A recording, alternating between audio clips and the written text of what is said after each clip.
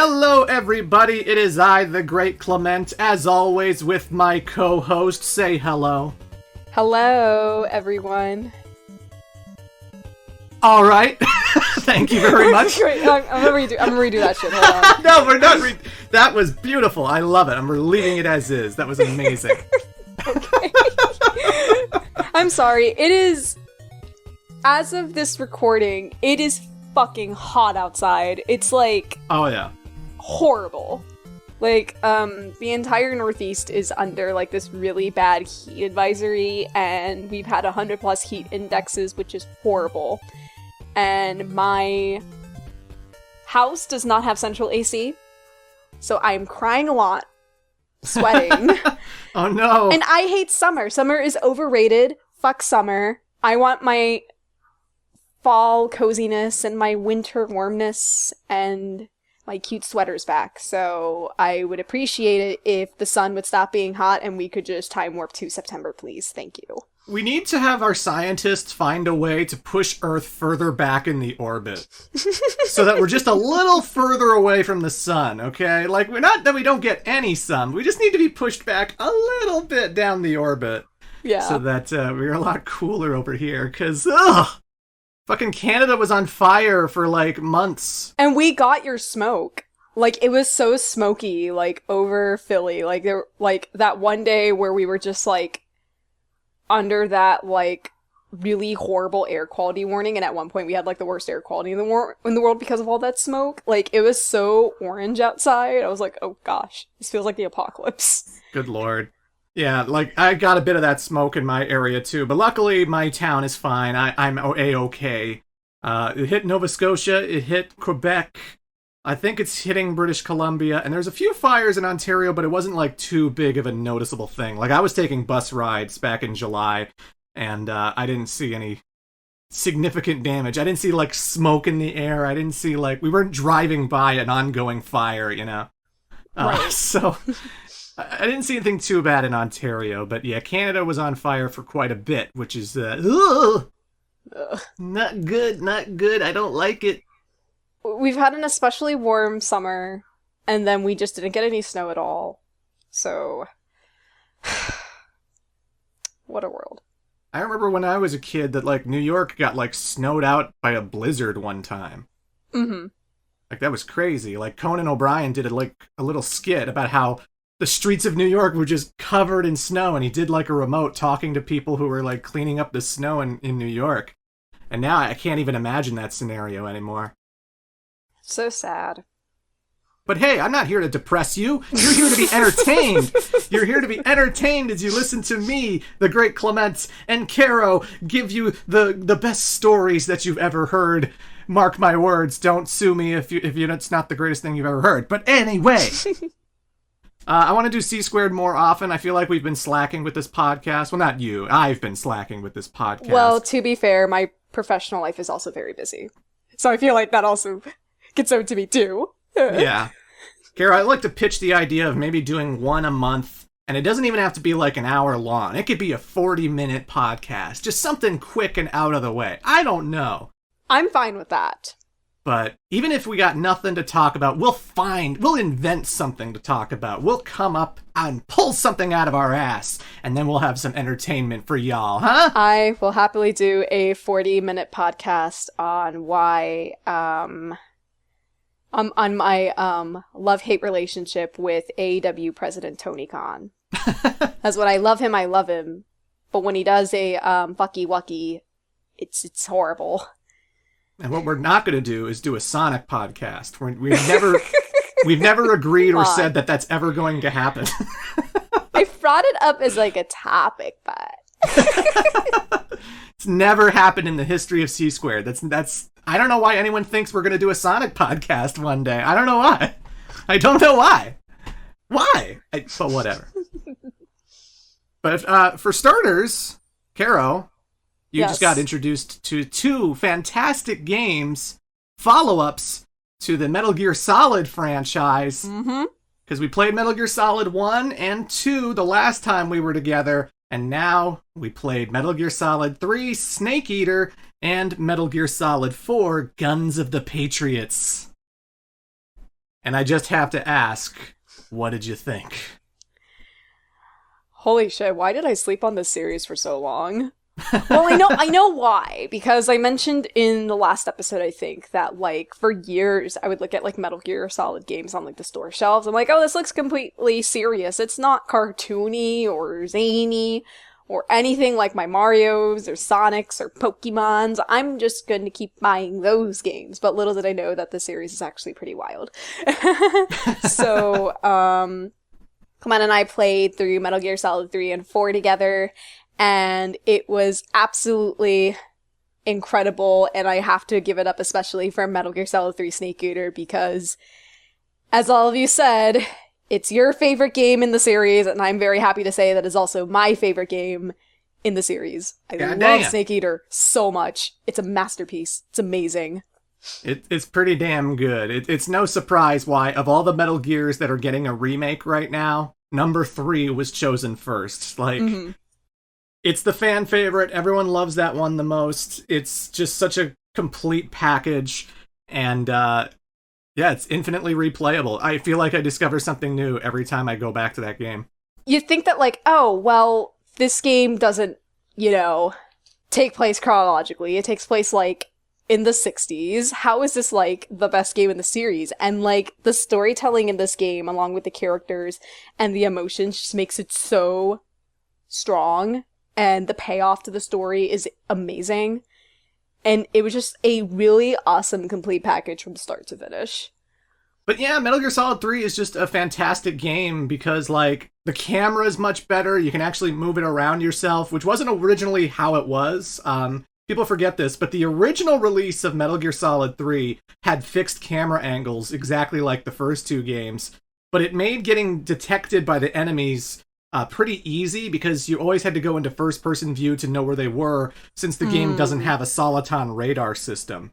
Like, it has a radar of types. It has, like, this sonar that you can activate, and you'll see all these dots on the map relative to you, but they're not necessarily enemies. Sometimes they could be snakes in the grass. They could be just devices in the area that emit electricity. Like, sometimes you just make noises from all these different things. It might not necessarily be an enemy, and even if it is he looking to the left? Is he looking to the right? You don't know. You have to zoom in to see it. But when they made Metal Gear Solid 3 Subsistence for the PS2, they added a camera, like an actual camera you can move around with the right analog stick, because it just makes the game that much better. And with every single re-release of the game, they've kept the camera. So, yeah. You can always go back to the default original camera angles if you click in L3 on the controller.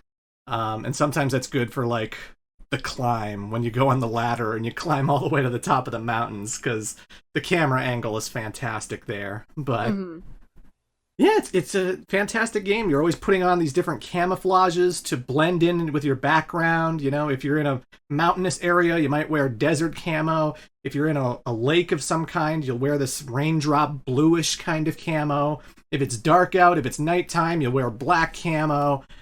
And it's just fun seeing what you can get away with in front of guards. Like, you look at your camo index, and if it's like 80% or higher, the guard can't see you. They're not going to be able to do shit. So you just sort of, like, slowly crawl, even when in front of them, hiding in the bushes just to try and zip past. And there's something that's so cathartic and so fantastic about that experience. You forgot about the best camo. Which is? The alligator hat.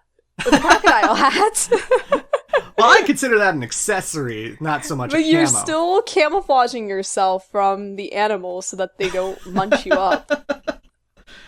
It's like, yeah, you can find, for some reason, in the jungle. I don't know why it's there. I don't know who made it or who put it there. But there's a crocodile head that you can slap onto Snake's dome, and then you can just go hang up in the water, and the guards won't think anything of it. No, it's just a crocodile in the water. We don't need to worry about that. That's not a person trying to infiltrate our base. It's the equivalent of, like, making one of those cardboard shark fins and then, like, swimming in the water and pranking people at the beach. Oh, that'd be brilliant. I would love that. Imagine you get the shark fin and you just freak people out, like, oh shit, it's a shark! Ah! And then the guards run away. Yeah. even though even though the shark wouldn't come out of the water. But hey, Mm-mm. the guards in Metal Gear are quite special. I mean, if you put porn down in the front of the jungle, if there's just a porn magazine somewhere stranded in the jungle, they'll stop and go, "Oh, look at this! Oh, Awooga! Awooga. Boogie. My pee-pee's getting hard! Oh, I need to masturbate now, but I'm in the jungle." Kind of sounding like Otakon there. Even though Otakon is not in this game. But. Snake, give the guards erections! If they're horny, they won't focus. Good idea, Otakon, yeah. You can use one of my anime girls for help. Soldiers can't resist anime, Snake. I don't know if that's true, but alright, Otakon. Who's your favorite character in Snake Eater? Oh gosh, I'm gonna have to say, Ocelot. Yeah, I figured it would be. I love Ocelot. He's amazing in this. Like, he was already intriguing me in the first couple of games, but I was not expecting to love him the way I did in this one. Yeah. Because you got the grizzled villain of the first two games who always seems to be playing everybody. He's a triple agent. He's always 2 steps ahead. And he's a cowboy. He's always spinning this revolver gun around. And he's always been kind of unique and interesting. And you always wondered, what's that guy like when he was younger? Well, we find out in Snake Eater. And in Snake Eater, he's a complete idiot. Yes, he's my bumbling idiot, but I love him.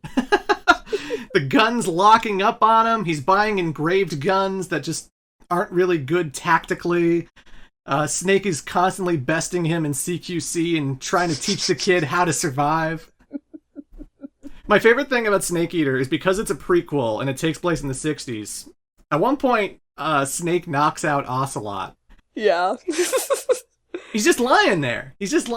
And, you know, I could potentially take my knife and just, like, slit his throat and kill Ocelot right then and there, which, of course, wouldn't work in continuity because he's supposed to survive so that he can be in Metal Gear Solid 1 and 2.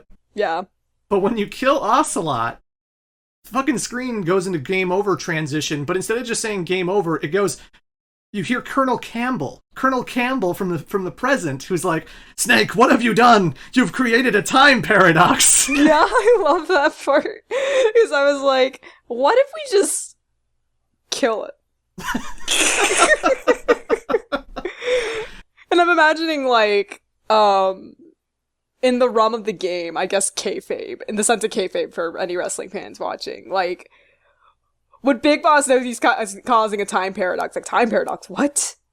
Like, in the same vein as, like, whenever someone tells Snake to, like, press X or circle, he's like, wait, what? What do you mean, press this button? Yeah. They're always fine talking about controller options and stuff in the codec calls, but Snake never doubts it at all. Is he wearing an X button somewhere on his, like, body? I don't know. One of my favorite codec conversations, which I don't think we played while you were there, but I did post about it on Twitter once, so maybe you've seen it then.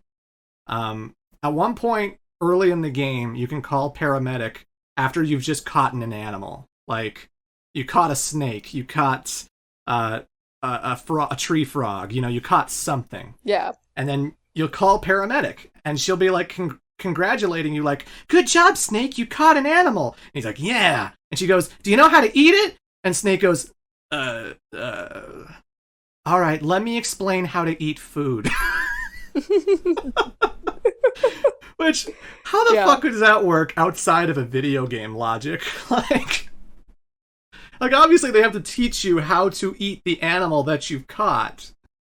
But it's all kinds of goofy that, like, paramedic would have to explain to Snake how to eat something. It's just the kayfabe of the video game world. But yeah, Ocelot's fantastic. He has so much personality in 3. I love the little hand gestures he does, and he's always spinning his guns in the most crazy, over-the-top ways. It's all. I love that part where you're fighting, or rather, where the pain shows up. Yeah. And the goofy thing about the pain is that he can control hornets for some reason. He can literally shoot hornets out of his mouth, and they can lodge into your body, and you have to cut them out with your knife. The hornets are attacking the guards and attacking the Ocelot crew, and there's fucking Ocelot himself spinning his 2 revolvers, and he's just like swatting all of them out of the sky, killing like 20 a second with the spin of his guns. And this goes on for a good while. His crew are getting just decimated, stung to death. Everyone's getting killed by these things, and Ocelot's just like, all right, maybe there's too much. We'll meet again. He's too snarky for his own good. Mm-hmm.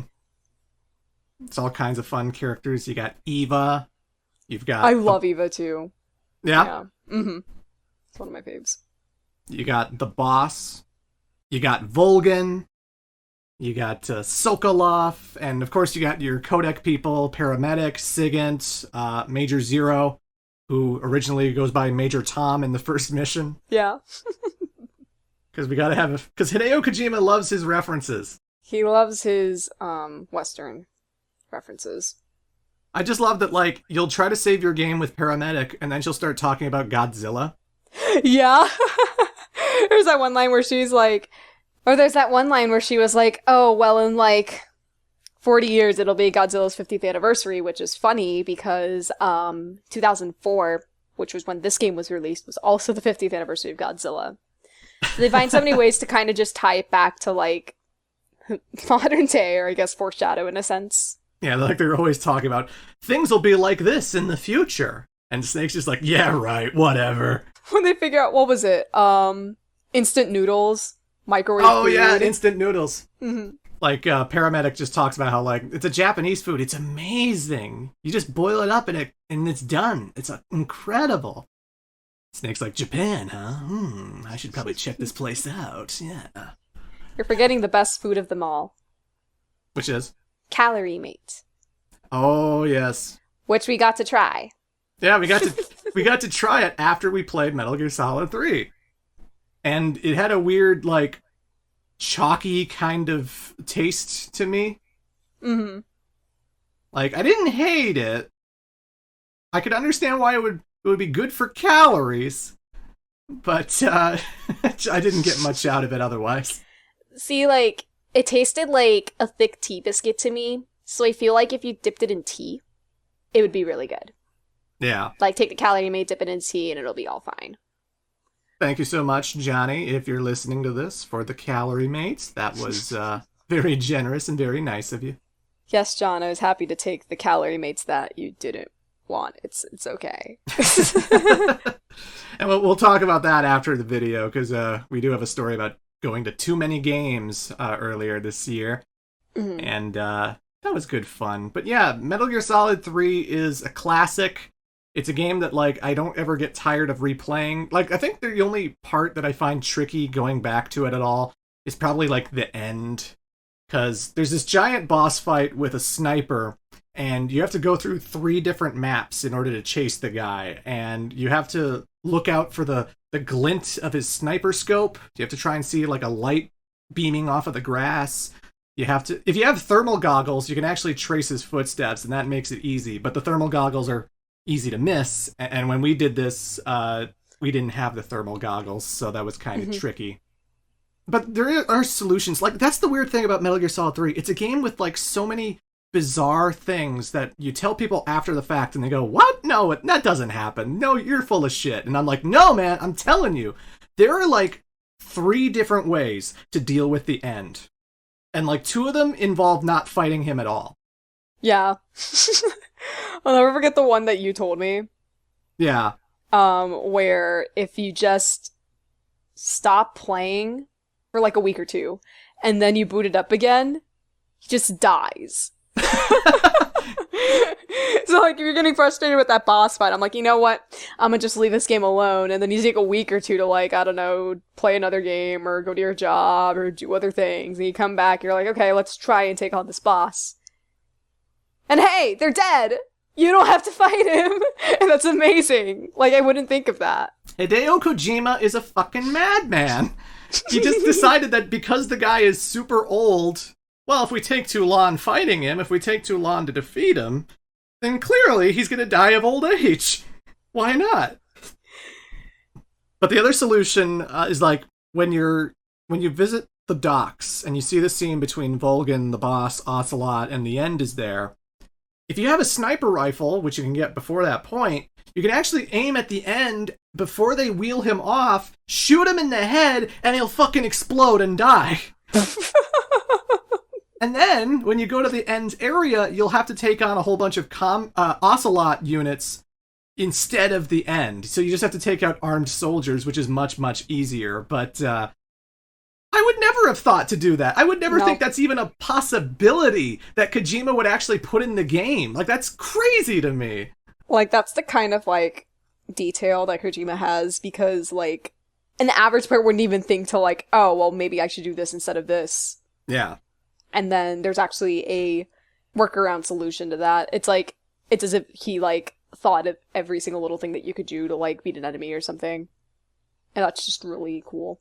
There are just so many crazy attention to detail moments that, like, are so creative and so thoughtful that when you find out that they exist, you're just kind of blown away. Because, like, there's a boss called the Fear. And the Fear is always jumping around. He's using stealth camouflage, which drains his stamina really, really quickly. And in order to get his stamina back, he'll actually stop climbing the trees and he'll go down to try and eat an animal. He'll try and eat one of the frogs or the snakes or whatever, and then he'll get his stamina back and he'll start doing his thing again. But if you have food that has spoiled, like if you've killed a bunny rabbit, if you've killed a snake or something, and the food goes bad because you haven't eaten it in a long, long time, first off, that's a thing that can happen, so that's kind of interesting. Wow. But the second thing is, you can throw the spoiled food at the Fear, and he won't know it's your food, and he'll go and eat it, and he'll actually lose health and get weaker because he ate spoiled food that you gave him. What the fuck? Who would think to do that? Man, we should have tried that. We had so little time. We were juggling both that and Metal Gear Solid 4 and TMG. Like, we had so much on the docket in regards to Philadelphia that, like, I wanted to get through it as quickly as possible. So there were a lot of things I glossed over, a lot of things that, like, you could experiment with and try out that I never got to show off. But there's a lot of goofy shit in this game. Like, there's a lot of things I didn't bother showing off. Like, you can capture a snake, a live snake, with a tranquilizer gun. And you can, like, throw it at a guard, and the snake will attack the guard and potentially can knock him out. Oh my gosh. And when you interrogate them, they'll give up certain things. Like, they'll give up, like, the radio alert number. So, like, if the alert goes off, if you call in the radio alert number, they'll call it off just because they think it's one of their own. Why wouldn't they? You have their number. So you can, like, call their alert and just be like, it's fine. The enemy was gone. The enemy's dead. We're done. All right, call off the alert. There's just so many crazy, cool, fun things about this game that it's why its legacy has lasted as long as it has. It's why people still enjoy replaying it today.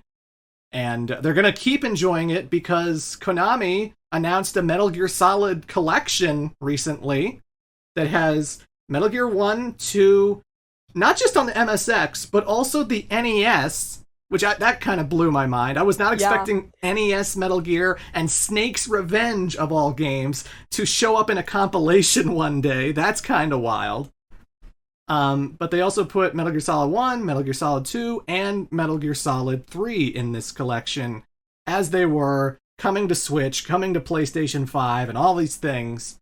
So, if you ever wanted to experience Metal Gear, thanks to these collections coming to modern platforms, you can now experience the entire history of the franchise, thank God. Oh, yeah. Like, Metal Gear's alive. Metal Gear is back, baby. And of course they do this after you lug your PS3 all the way to my house. Yeah. After I play all these games, well, there's still one game we need to play. And, we're gonna play that one. Because, Metal Gear Rising Revengeance is all kinds of awesome. I love that game. It's so incredible, and we still need to get to that one. Yeah. But yeah, Metal Gear Solid 3 is amazing. Is there anything else you want to say about it? Monkey. Monkey? Monkey. Just monkey? Monkey. It's Ape Escape. Our version didn't have it, but I am told that there's like a cool Ape Escape thing in Metal Gear Solid 3. Oh yeah. In the PS2 Subsistence version, there's a bonus minigame, Snake versus Monkey, where in a cross-promotion with the Ape Escape franchise, Snake has to hunt down the Ape Escape apes in various maps of Metal Gear Solid 3. And you have a trank gun, a yellow banana camo, and you just go up to the monkeys, pick them up. All right, well done. Gotcha. And then he does a little dance after the end of the stage. Like Snake does his little shuffle and raises his fist. It's amazing. Yeah. You're not going to see that in Tom Clancy's Rainbow Six. Yeah, the other thing I'll say is that Snake Eater has my favorite collection of villains in the series. I just think every single one of them is wacky and has like this really out there motive, and their whole gimmicks are just, what the fuck is this? Because there's the pain, the fear, the sorrow, the end. I feel like I'm forgetting like one or two more. The Fury. The Fury. And the boss, of course. Yeah, of course. Even like how that fight with the boss was like handled is just so well done. Mm-hmm. Like it was just so emotional, and like it's just so tense. It's just so glorious. I love the like little set pieces where like the Shagohod is chasing Snake and Eva, so they're driving away in this motorcycle, and this fucking thing is a gigantic, enormous tank that is knocking other tanks around just trying to get to these two, and it's just destroying the base, and it's such an incredible sequence. An incredible thrill ride. That sequence was sick. I was like, yo, look at this. And you gotta remember, this is a 2004 PlayStation 2 game. Yeah. All these monologues about the Cold War and nuclear deterrence and Russia versus America and all this stuff. Like, they have so much dialogue, so much old found footage, old historical footage of, like, the Cuban Missile Crisis and whatnot. Oh, God. The way they cover it up in this game always gets me. Like, they're revising the history again. Like, the way they set up, like, why they're doing this in tandem to, like, what's going on in America right now, I'm like, oh, Kojima. Yeah, the only reason the Cuban Missile Crisis ended is because we gave them Sokolov. That's the only reason. It's just fun. It's just goofy, dumb fun. And, the ending actually made me cry back in 2004, which, being the manly, detached, cold-hearted individual that I am, it's very hard to do, so, you know. Oh yeah, I was tearing up. I was like, damn, this is so emotional. I have context for the GIF. Yeah, where he's in the graveyard. Yeah. And he does the salute. Mm-hmm. Yeah, now you know what he's saluting. And why he's got a tear rolling down his cheek. Metal Gear Solid 3 Snake Eater. A great adventure. Fantastic. It's one of my favorite games that I've played this year. And oh, what a thrill that game is. What a thrill. With darkness and silence through the night. What a thrill. I'm searching and I'll melt to you. What a fear. Okay. I'm gonna sing the whole song over here. I give my life, not for honor, but for you. The best theme song. The best theme song that's ever existed. But still, you also got to play the sequel to that game, which by 2023 standards is a lot harder to come across nowadays because it has never been re-released in any capacity. It is exclusive to the PlayStation 3, which not a lot of people have theirs anymore, or at the very least don't play it anymore. Mm-hmm. and that would be Metal Gear Solid 4: Guns of the Patriots. I really loved watching that movie. Yeah, that's a good way of putting it. Gosh. Great story. A lot of good character payoffs.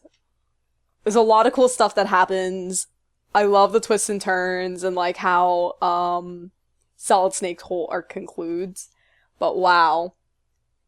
You gotta get popcorn for this one. Y'all were right. There's so many cutscenes in this.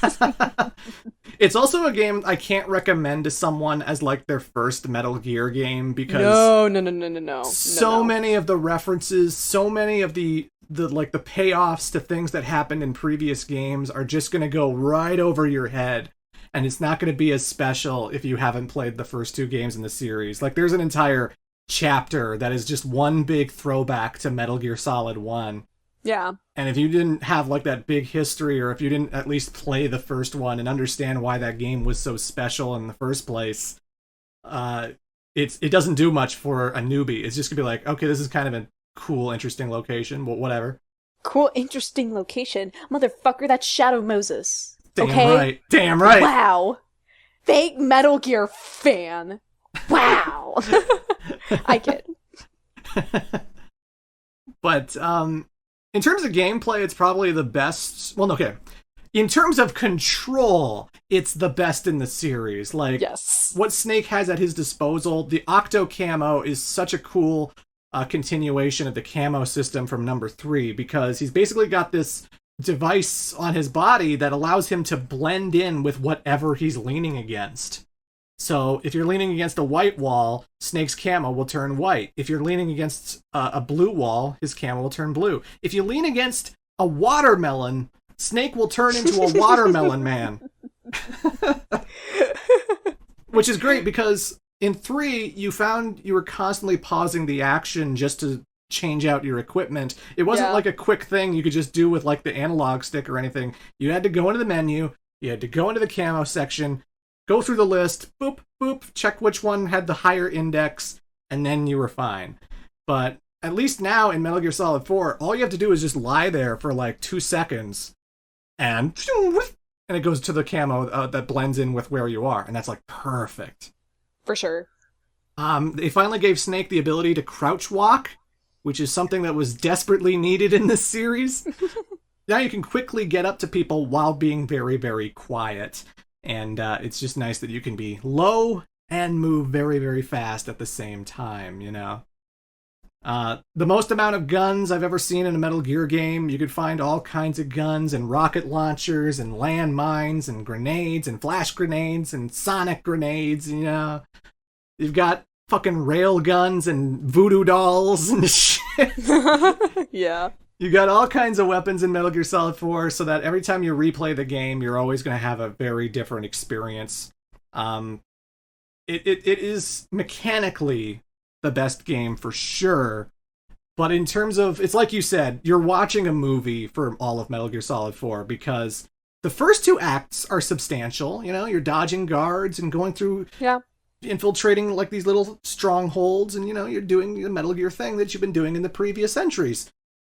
That's fine. The first 2 acts are fine, but when you get to Act 3, the game becomes a lot more cinematic, and the gameplay really starts to go down the wayside to just be something else entirely. Act 3 has like a stealth section where you're following a guy down these streets, and then you fight the boss, and that's Act 3. And that stealth section was pretty lengthy too. Like, it was beefy. Like, maybe it was like 15 minutes. It felt like 20. Wouldn't be surprised it was 20 minutes. Yeah, it felt like 15, 20 minutes. And unless there's a quick way to bypass it that I'm sure a speedrunner knows about, I don't, personally. So I was just following the one guy the whole time, and I just remember you commenting like, Jesus, this is still going on? I'm like, yeah. We're still following that guy. Okay, da-da-da-da-da. But even then, like, with all the giant cutscenes that followed it, all that really happened afterwards was we fought the Raven girl. That was it. Yeah. And then you get to Act 4, and that's relatively pretty safe because the place you're running around in is mostly empty, so you don't really dodge too many guards or anything. There's like one gecko or two. Then you fight another boss, and then you fight the last boss, which is incredible. So it's my favorite moment in any Metal Gear game ever. Mm-hmm. And then you get to Act 5, which is literally you go down a hallway, and then the final boss happens. You go down a hallway in a really, really, really deep montage.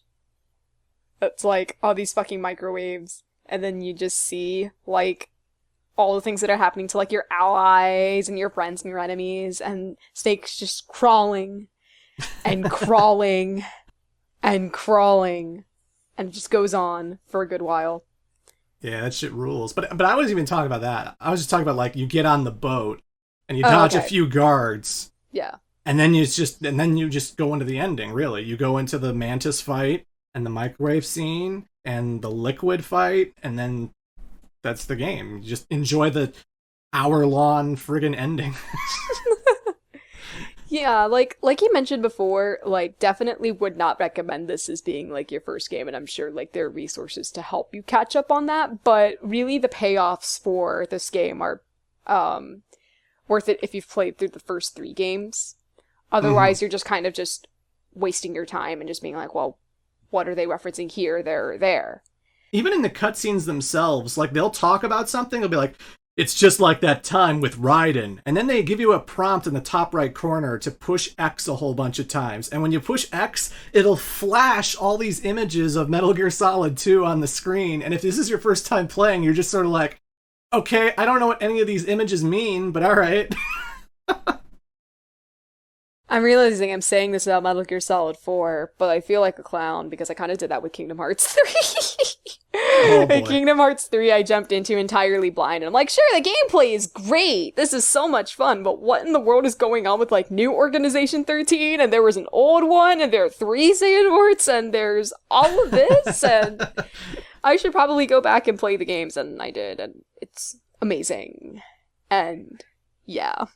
See, I actually think that was fine, because Kingdom Hearts 1 was a relatively simple game, and even I, a person who played 1, was very confused playing Kingdom Hearts 2. I was scratching my head, too. I was like, what the hell's happening?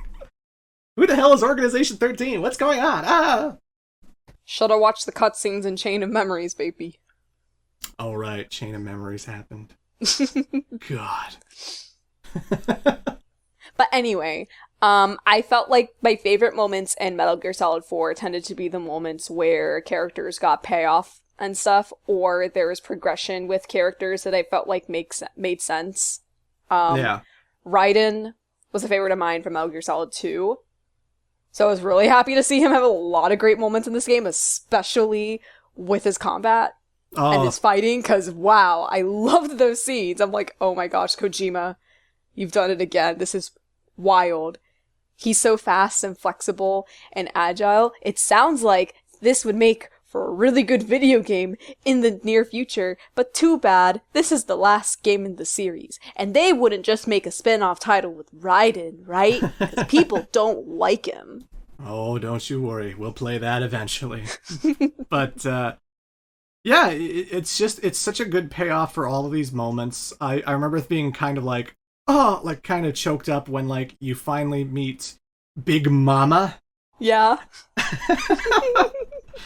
Which even just the name, I just love the name. Because it's like, you got all these serious characters talking very seriously about, we need to rendezvous with Big Mama. I remember laughing the first time. I was like, Big Mama?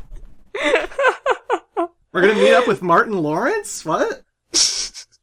They find out who Big Mama is, and suddenly I'm not crying tears of laughter. I'm crying tears of, sentimentality. It's her. It's her. Oh, I remember that game. I just played it. It was amazing. Yeah. It's a technical achievement by far. I think that it is a shame that that game's being lost to... I mean, well, I say that now, but we don't know what's going to be in Metal Gear Solid Collection Volume 2, and I'm hoping that it's Metal Gear Solid 3. You mean Metal Gear Solid 4? Right. Sorry, I'm so used to 3. I just keep saying 3, but... Like, I just gotta imagine that, like, there's so many references to, like, Sony technology and whatnot. Like, a lot of the conversations talk about Blu-ray discs and There's an iPod in the game. You can use an Yeah. iPod to soothe Snake's nerves because he has lots of anxiety in this game. And after what he's been through, I don't blame him. Mm-mm. Fucking Otacon's got like a Sony computer. Did you like how they treated Otacon in 4? I expected it. I was waiting for it. Poor boy. Oh my gosh. They do a three-peat to this guy that they did in the first 2 games. And when it happened the 3rd time, I was just like, oh boy, I wonder how she's gonna take this. Didn't I say, like, as far back as when we played Metal Gear Solid 2, that I was like, watch Otacon get someone in 4, they also die. You did, and I knew that it was gonna happen, and I was laughing inside. I was just like, oh, I can't wait. I can't wait. You really gonna screw this boy over? God. We're gonna drag Otacon through the mud. He's like going on this monologue about love and how it's like how he's gotten like shat on and despair, and I'm just like, oh, poor boy. Oh no. I got bad news, Hal. Got bad news. Did you like the revelations regarding the Patriots and Ocelot and all that stuff? Yes. Oh my gosh. That was so wild too. I was like, wait, whoa, what? See, I know a lot of people who found some of those twists to be kind of annoying because they were just sort of like, oh, well, that's convenient. Like, all of those characters from number 3 turned out to be very important characters in the lore. You know, okay. Well, no shit. I don't know. I don't mean I'm trying not to sound abrasive here, but it's like, I don't know if it's part of the main canon based on Kojima's storytelling. I feel like every single little detail is important. So that's just me, though. So you're just totally fine with it. Yeah. Okay. It's a wild ride. I'm here for Kojima's wild ride. You want to throw a ridiculous plot twist at me? Go ahead. I'll go with it. But I guess speaking from the time, I'm of course I'm speaking as a player from 2023, but I would imagine that someone from 2008 playing this game after spending years invested into the lore, yeah, because the game series is maybe like a decade old at this point, would kind of feel frustrated, and I understand that. So I can kind of understand where they're coming from. I didn't expect that one cheerful fellow who talked about James Bond to be the mastermind who created all of this problem in the first place. It was just kind of surprising, that's all. Yeah. Wasn't expecting that twist. But then again, this is a very retcon-y series because I feel like there are developments with every single game that completely fly in the face of what happened previously. Like in the very first original Metal Gear, Big Boss is just like a Nazi villain, you know, he's just a villain that Snake has to conquer. And then in 2, he's a lot more sympathetic. And then in Solid 1, they reveal that he's Solid Snake's father, which was never talked or hinted at all in the previous 2 games, even though the scene in question where Snake's going like, he told me he was his father in Zanzibar land. Well, no, he didn't, because I've played Metal Gear 2 and they never said that. Yeah. So, like, they tend to pull things out of their ass every now and then and completely recontextualize how things go much further in. Like, even Metal Gear Solid 5 has a twist that changes something about the MSX games. Oh, no. At least that one I kind of enjoy. That one I kind of find swallowing that pill. It's like, oh, okay, that actually makes a pretty good twist.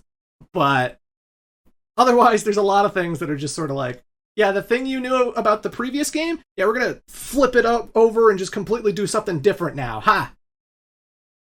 I'm fine with it, but I know a lot of people who take issue with that. A lot of people think 4 is the worst game in the series, and they don't like how it ended. But I personally think that, like, if we never get a Metal Gear Solid game again, if Konami's only content releasing collections, and they never want to make a new one, or something that isn't a remake, rather... Yeah. Then I think 4 was the perfect send-off, the best send-off we were ever going to get. Like, I feel like you could end the series at 4 and never make a new one, and that's fine, because it wrapped everything up in a nice little bow. It doesn't leave any questions or any like things in the air for a sequel. It's like, no, this is the end of the Metal Gear story. You might not like all the revelations, you may like some of the revelations or the twists that happen, but this is it. This is Metal Gear. We're done, you know? Yeah. And it makes sense that Metal Gear Solid 5 was another prequel about Big Boss, because you don't need another story featuring Solid Snake. You can't really have another story featuring Solid Snake. His story is over. His story is concluded with number 4. So I like that there's a finality to it. I like that it is definitively the ending of Metal Gear, you know? Yeah. And I wish more games would do that, because I feel like sometimes Kingdom Hearts 3 could have done that. But Kingdom Hearts 3 had to sequel bait and make Sora go into another adventure at the very end of 3, when it could have just wrapped everything up and been the final game. Hey, I'm excited for Kingdom Hearts 4. Yes. Okay? Okay. But so, I will happily take that sequel. I will happily take that sequel, bitch. But it could have wrapped everything so nicely, and then we could do a 4 afterwards. Whatever. No. I will not hear it. I need Kingdom Hearts 4 now. Oh, God. But I'm happy how Metal Gear ended. I don't love every twist, but I'm happy with how it ended, basically. I enjoyed 4. It's my least favorite game in the series, but not because it's bad. Like, It's a great game. It has a lot of great payoffs, but I like thinking about gameplay accessibility and story accessibility. So I, again, would not recommend this game to someone who was just jumping into Metal Gear Solid for the first time. I would just recommend going into the first one. Yeah. And the gameplay certainly is lacking in other areas. So, like, if you're someone who doesn't like watching a lot of cutscenes for long periods of time, I got some bad news for you here. This is not your kind of game. So, yeah, but, like, I was happy seeing the characters that I enjoyed, reach some sort of conclusion with the story events that they experienced in all 4 games. If I had to rank the games from least to greatest, I would go with 4, then 1, then 2, then 3. Interesting. So in my experience, the games got better as they went along, and then 4 is just kind of there. And based on what you were telling me, and what the game sounded like, I wasn't expecting it to be, like, my top favorite. So I guess it didn't surprise me in that way. But again, like, it's a really great game, and then, you know, all the games are great. This is just the order of how I enjoyed them. Yeah. I like the revelations in 2. I love how they twisted the story in that.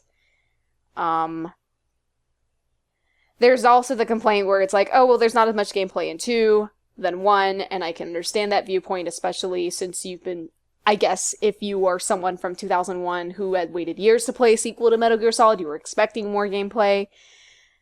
But in retrospect, it's not as bad as it is in 4, and they do add a lot of really fun details to 2 that maybe be like, oh my gosh, this is so scary, and it's 2023, and we're still dealing with the topics that they talked about in 2. Yeah. And if I can defend 2 a little bit, I would say that, like, on a gameplay level, the evolution of what 1 was going to 2 is ginormous. Like, Snake being able to shoot in first person, being able to hang off of ledges, the fact that you can sneak up on guys and choke them out in a much easier way. You can hold them up with your gun. Like, there are so many quality of life, awesome improvements going from 1 to 2. That when you go back to 1 and you don't have all of those features anymore, it makes you go, oh God, wow, Metal Gear Solid 1 feels so much harder than I remember it feeling. Mm-hmm. Although, you could play the Twin Snakes on GameCube, which took 2's gameplay and put it in the first game, which made the game a lot easier. The Ocelot fight is a joke in Twin Snakes, because you can literally just, like, stay in the middle of the room, and if he goes to the left or right, you just first-person aim and shoot him in the head. Yeah. But 2 also has a whole bunch of backup VR missions. that are not part of the story itself, where like you can go into I think there's like maybe 50 or 100 VR missions. Like there's Oh genuinely my gosh. a lot of gameplay challenges for Raiden and Snake to just try and navigate. So like there is a lot of substantial gameplay that a lot of players might not ever experience that is there. So 2 is definitely a full game, but in general, I just like 1 and 3 more because I feel like they're more standalone, complete stories, and there's a better ratio of gameplay to cutscene. But it's like you said, I don't think any of these games are bad. I love 2. I love 4. It's just when people ask me what are my favorite Metal Gear games, I'm going to pick 1 or 3 because they're so closely tied together in terms of quality for me that I'd recommend those 2. But 2 is a great game. I love 2. 2 is a fantastic, fantastic pick, and you all need to play it.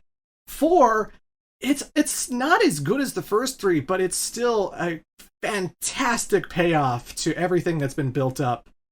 And it's still great, and I still liked replaying it and getting all the trophies for it, and it's still a game that I would recommend. And I'm praying that Collection 2 releases number 4 and brings it to the Switch and brings it to PS5 and finally gets it out of that PlayStation 3 limbo it's been stuck in since 2008. Like, that game needs to be experienced by more people. And in general, I'm just happy Metal Gear is getting a renaissance, not only through these collections, but also with this Metal Gear Solid 3 remake. I don't know how they're going to top the original. I'm kind of leaning towards them not topping the original. No. But I don't know, we've been surprised. There's Resident Evil 4 just came out with a remake this year, and that was another game that I was so much dead set like, they're never going to top the original Resident Evil 4. Resident Evil 4 is perfect. You can't improve perfection. And then Resident Evil 4 remake had a fucking knife parry that's so fucking fun and badass that it's hard going back to the original because I want that knife parry. So, I could be surprised. Metal Gear Solid 3 is not a perfect game. There are things they could do to improve on it. I hope the remake's fantastic. I hope the remake is the definitive version of these games. And I'm glad that David Hayter's still going to be Snake in that remake. 100%. And who knows? Maybe this remake will be incredible. Maybe it'll be amazing. Maybe it will keep all of the little attention to detail moments from the original, and just by proxy of recreating the original, it'll be a glorious, perfect, amazing fucking game. So, yeah. Here's hoping. I'm glad Metal Gear's back. I'm glad that Metal Gear is back, baby. And I'm glad that you liked it as well. It was a very wonderful ride. Some of my favorite games I've experienced this year. And earlier this year, we also got to meet the voice actors who are responsible for some of the most iconic moments in that franchise. Because, Carol, we went to too many games. Yes, we did. This is my first time going to an American convention. I've met up with Some Call Me Johnny and all the other crew earlier when we went to Elliot and Sabrina's wedding. Mm-hmm. But I've never gone to a convention where a lot of content creators that I watch happened to be there. And it was just kind of strange to be like, oh shit, I'm in a room with Kid Icarus. What the fuck? I'm in a room with this guy and that guy and that guy. And oh shit, there's Link Cara. Yeah. It was something else. It was something else. This is my 5th TMG. Good at God. least, yeah. So at least before COVID happened, TMG was just a thing my online friend group and I did every year. So we'd go to the con and we'd watch our friends and support them with their panels. We'd go around, buy some games, get some merch. It was a really fun time. Like, it was really like one of the only times of year where I could just meet up with people that mean a lot to me, people that I've known for years, who I can pretty much consider like a de facto family at this point. And one of the missing pieces every year was Clement, obviously, because he lives in Canada, kind of lives away. It's kind of hard to get over here to the States. And this year, he was finally able to join us for TMG. And I'm happy that he was able to have that experience. It was amazing. I loved it. I didn't have a single issue with this trip at all. I was like, awesome. It was everything I wanted it to be, really. Aw. Going by the name, Too Many Games, the name was accurate because I bought a whole bunch of video games down there. Oh, yes, you did. I bought Hatsune Miku Project Diva F for the PlayStation 3 because it was very cheap there, and I usually find high prices on eBay. Yeah. I got the Digital Devil Saga games, 1 and 2, for the PlayStation 2, so that's fun. Cameo, Elements of Power, for the Xbox 360, because that's a game I've always been interested in. A game from my childhood I haven't seen in God knows how long, Legaia 2 for the PlayStation 2. I never thought I'd see this game ever again, and the fact that it was only $20 when I was there was ridiculous. Yeah. Whoever was selling that, you didn't know what you had, man. You don't know how rare and how unique Legaia 2 is. Come on. Hey, sometimes you get lucky like that, so take those dubs. Oh, I took it. I took it. The game works. I tested it out. It's fine. It's like, awesome. Yeah, it works. Hell yeah. Actually, okay, there's only one game that I was kind of baited and switched on, but I'll talk about that at the end. Okay. I got Star Wars Episode 3, Revenge of the Sith for PS2, which is going to tie into my next upcoming video, so I'm glad I got that. I got 007 From Russia with Love on PS2, which is a PS2 version of the Sean Connery movie from the 60s. And Sean Connery, I think this was like the last thing he ever did before he died. I think him redoing James Bond in From Russia with Love was his last ever role. I might be wrong about that. But I got Gears of War 3 and Dead or Alive 3 and Dead Space 2. And the last thing I got was Star Wars Rogue Squadron 3 Rebel Strike, which it turned out I was hoodwinked. Ooh. All the other games work just fine. All the other games, I tested them out. They're fine and dandy. But when I opened the Rebel Strike case in, something I didn't notice, and I guess I should have noticed at TMG, but I didn't notice it at TMG. It's Rogue Squadron 2. Oh no. The case is Rogue Squadron 3. The game itself was Rogue Squadron 2. So I put it into my GameCube and it booted up Rogue Squadron 2 and I was like, wait a minute. No. I pull out my own copy of Rogue Squadron 2 just to make sure I didn't mix them up somehow. And no, I've got 2 copies of Rogue Squadron 2 now. Note to self, everyone, send Clement copies of Rogue Squadron 2. No, 3! 3! I already have 2 copies of 2. No, he needs more copies of Rogue Squadron 2. No. So find them in your basements, find them in the attics, and just send it over to him. Or send it over to me and I'll give it to him. Oh god. Just put a 1 on it. Just get a Sharpie, just write 1. And then it's Rogue Squadron 3. Technically, Rogue Squadron 2 was in Rogue Squadron 3, so... There you go. But either way, yeah, it was fun. My feet were sore as hell, because we were walking everywhere. You do walk a lot. I didn't really make game purchases myself. I mostly bought, like, some artsy stuff from the artist alley. Because I don't really collect much.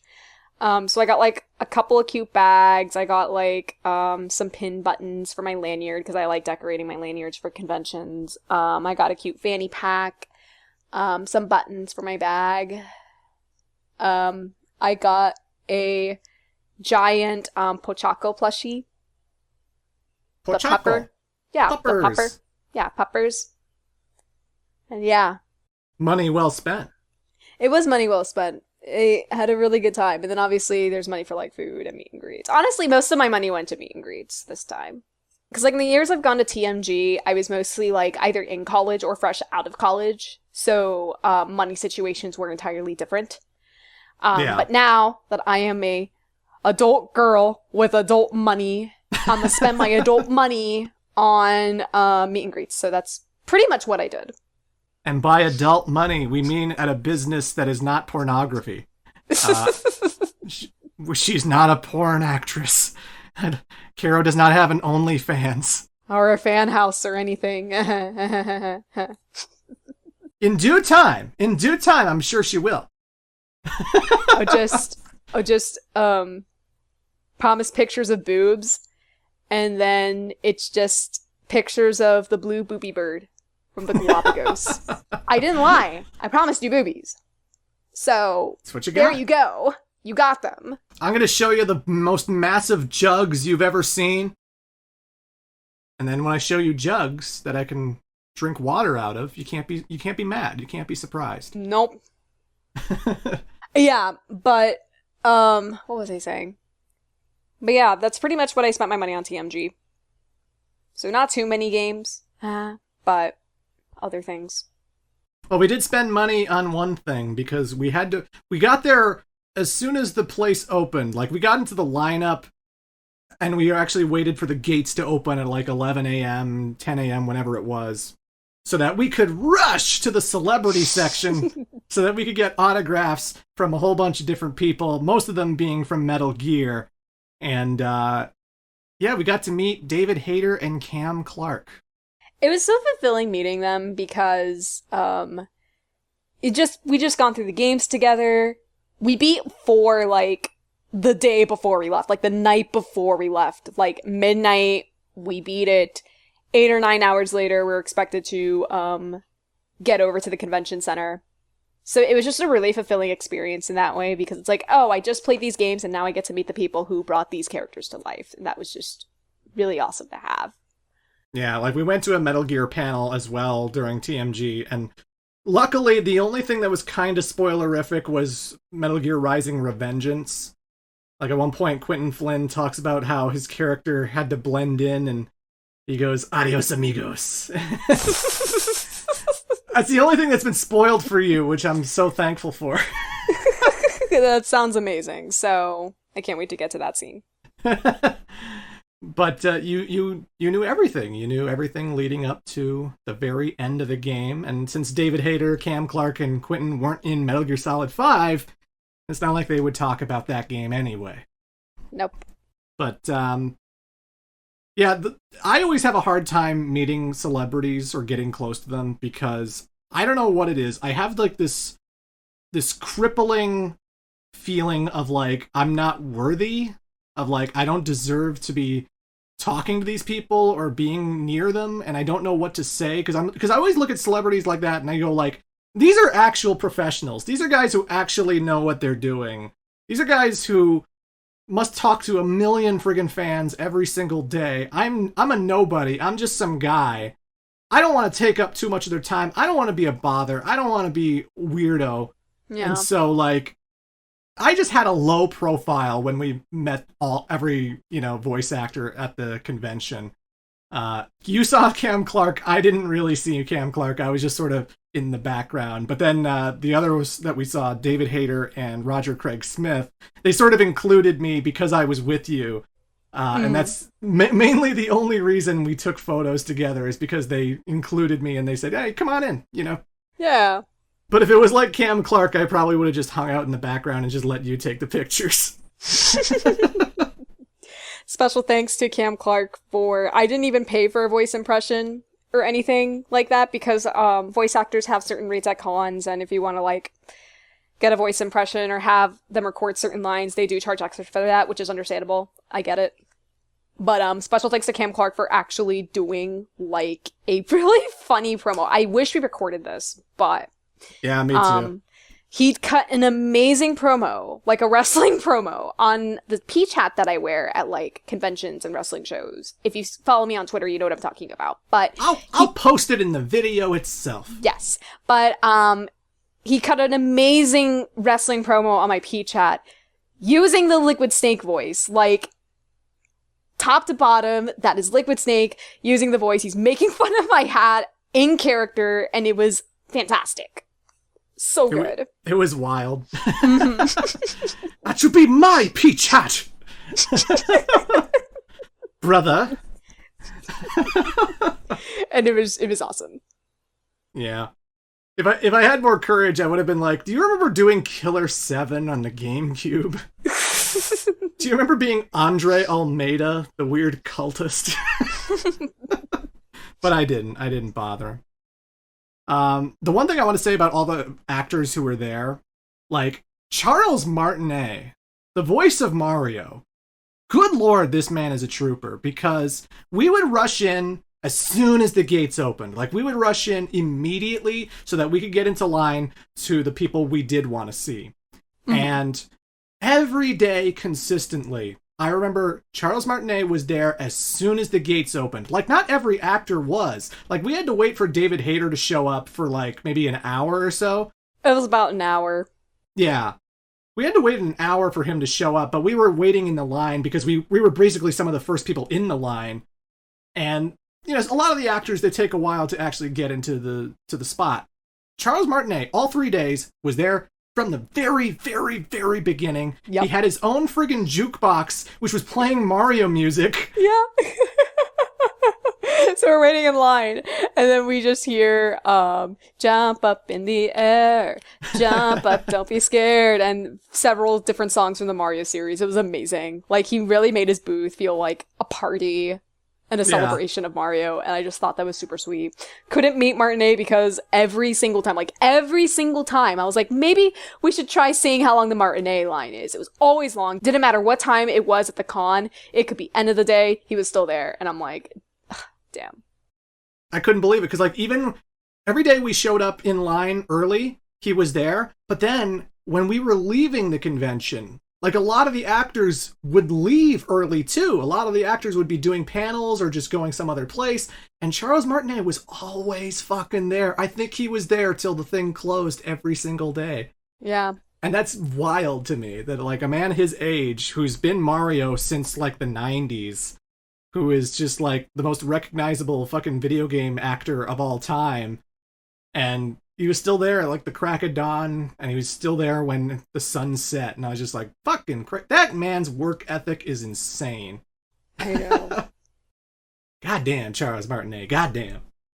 The other thing I really want to say about David Hayter is that we waited for an hour, but it was worth it because when he walked in and saw the line and greeted everyone, in his snake voice, he said, "Kept you waiting, huh?" And I'm like, yo, he did it! He knows his fans. Right, that was amazing. He could do that for the rest of his life. He could just be late for every single meeting he's a part of. And as long as he just goes, "Kept you waiting, huh?" Yeah! Yeah! Oh, David Hayter, you silly character, you. We were just kind of joking around at this point that, like, Snake and Liquid were just on a really, really wild stealth mission on a Saturday. It takes time to reach a destination when you're sneaking through it very slowly. Mm-hmm. But yeah, we saw David Hayter, we saw Cam Clark, we also saw Roger Craig Smith, the voice of Sonic the Hedgehog, and Chris Redfield and all them. It was really sweet. Roger's, like, the nicest guy. He's my favorite Sonic, as I've mentioned probably a few times on this podcast and maybe elsewhere on, like, Clement's channel. But he was just super sweet. He signed my copy of Sonic Colors, and obviously I had to have him sign with the no copyright law in the universe is going to stop me line. And he was really sweet about it. I love him. And I got to tell him, like, how much I enjoy his performance of Sonic, because he gets a lot of, at least before he left the first time. Because there was a period of time where he was like, I'm not going to play Sonic. I don't know what's going on with Sega. And then he came back. And I noticed that before he left the first time, he was just getting a lot of vitriol online, particularly for Colors, Lost World, that era of, like, Sonic games. And it was just kind of sad because I really enjoy him in those games, you know? So yeah. It was just really nice to talk to him about how much I appreciated his performance. And it's not his fault that the writing is the way it is. He just does the writing as he's told to perform it. Like, holy shit, he's a great voice for Sonic. If he was in a game that you guys thought had the best writing in the world, you'd be praising him up and down the block. Mm-hmm. You know? You are mad at the writers. You're not mad at the actual actor. You're mad at the writers. Which even then, I think, tone it down just on that too, but still. Yeah. He's always been a great voice. He's a fantastic Sonic. And, I found it interesting hearing some of the panels. Like, we were waiting for Some Call Me Johnny's panel, and we were in a lineup that was right next to Roger's panel. So we actually got to overhear and kind of earn that panel for free, even though we weren't actually there. And I thought it was interesting how he actually talked about Sonic Frontiers and how he was specifically directed to be a lot more melancholy and a lot more subdued in that game because that's what the writers wanted him to do. Like, if Sonic could be happy and jovial in Frontiers, he would have done it gladly because he can still do it. He still has the chops to do it. It's not like old age or anything. He's just said that genuinely, the writers thought the story was a little more serious, so they wanted me to be a lot more hushed, and they wanted me to be a lot more contemplative, you know? Which is interesting. It's interesting getting the actual actor's perspective and seeing like, okay, so they did say, play it low, play it cool, play it very, you know, not over the top energetic like he usually does. It was really fascinating. But now you have a Sonic Colors copy that's quite beautiful. Yep, it's actually on display in my shelf right now in my room with all my other Sonic plushies. Nice, nice. It's like I'm never going to play the Sonic Colors Ultimate Port again. Because I'd rather just play the original. So it's just displayed now. So I have a use for it. Yeah, absolutely, absolutely. And also, there's technically a fourth guy that we met that wasn't part of that lineup, but he was still a celebrity nonetheless, which was Colt Cabana. Yep, we did get to meet Colt Cabana. He had his own Retromania booth, which is a game I think is either coming out or has come out already. Correct me if I'm wrong, but he was doing like free meet and greets, autographs. I got a poster signed, so that was really nice. I didn't have a plate of muffins for him, unfortunately, but You'll have to explain that one. I have definitely talked about it on here, but CM Punk, wrestler for AEW, got into a really bad incident at one of the press scrums last year. And one of the things, aside from talking out at the EVPs and Tony Khan, who is the president of the company, was talking about Colt Cabana. I could be here forever just talking about this, but to give an extremely, extremely, extremely short TLDR, CM Punk and Colt Cabana were best friends. They had a falling out, involved finances, friendship broken. So, CM Punk was just ranting at him for a moment, and while he was ranting, he was eating a plate of muffins. So, that's where the joke I just made came from. And now you know. And knowing is half the battle. CM Punk. We also got to see him perform a little bit at the cosplay wrestling. Oh, yes, and that was fun. That's one of my favorite TMG events. And, like, I was kind of hyping it up for Clement because I was like, oh my gosh, you're going to love cosplay wrestling. It happens every year. It's a tradition. Got to go to this. And we went. And did you enjoy cosplay pro wrestling?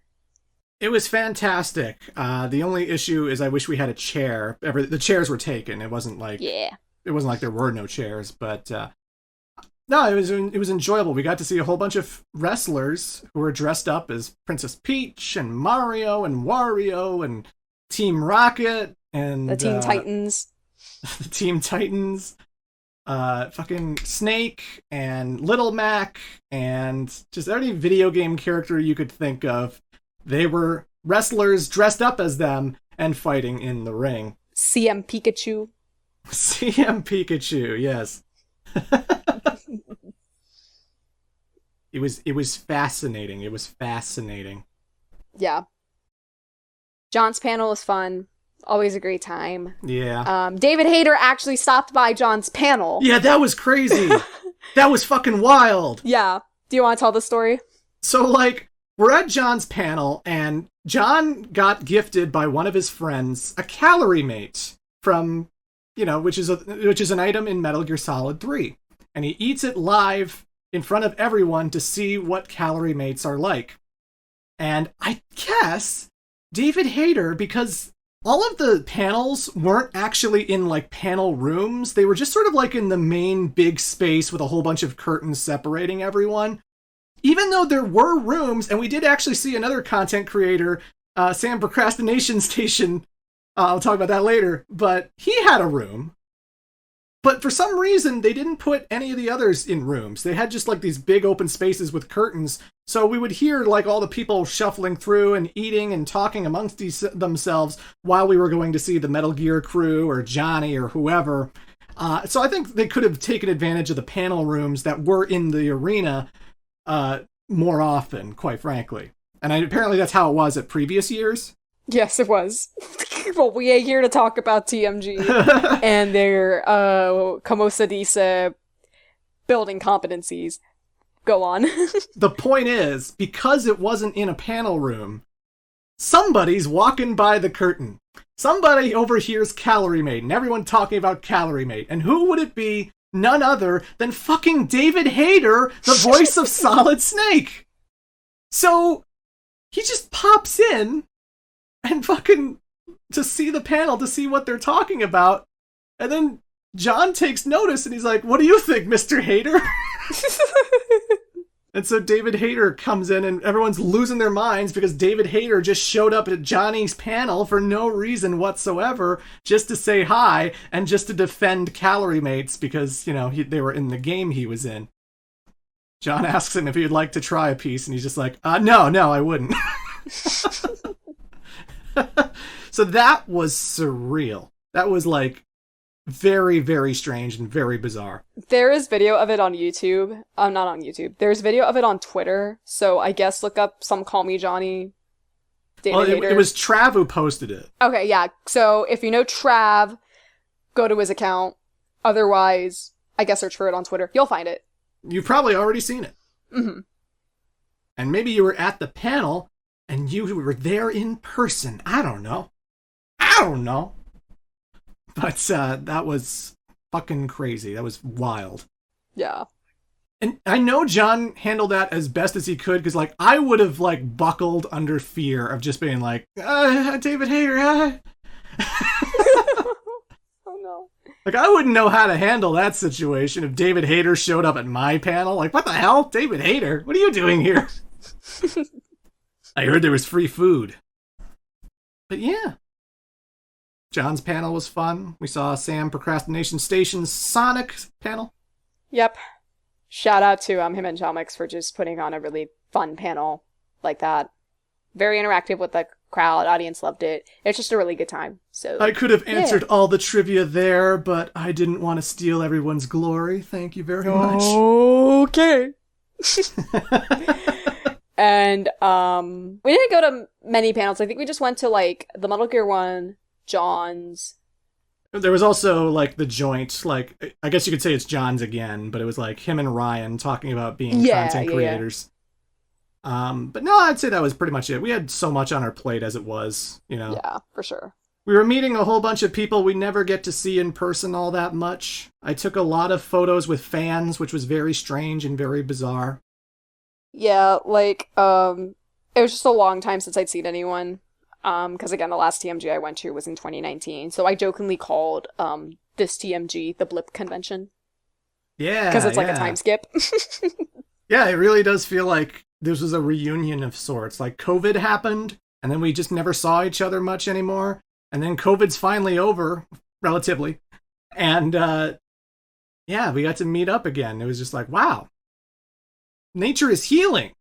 We just want to, like, thank everyone who, like, stopped by, said hi, took pictures, and special shout-outs to, people who especially recognized C-Squared, and, you know, all the fun that goes into that, and it's always really humbling to, like, have those kinds of interactions, because I am also very, like, I get very stressed and anxious in these environments. I also am very, like, awkward. I promise you, I am very nerdy and awkward when you get to know me, like, 100%, and it's just very humbling to have these kinds of, like, interactions. So, like, I don't know what I'm trying to say. Thank you, I suppose.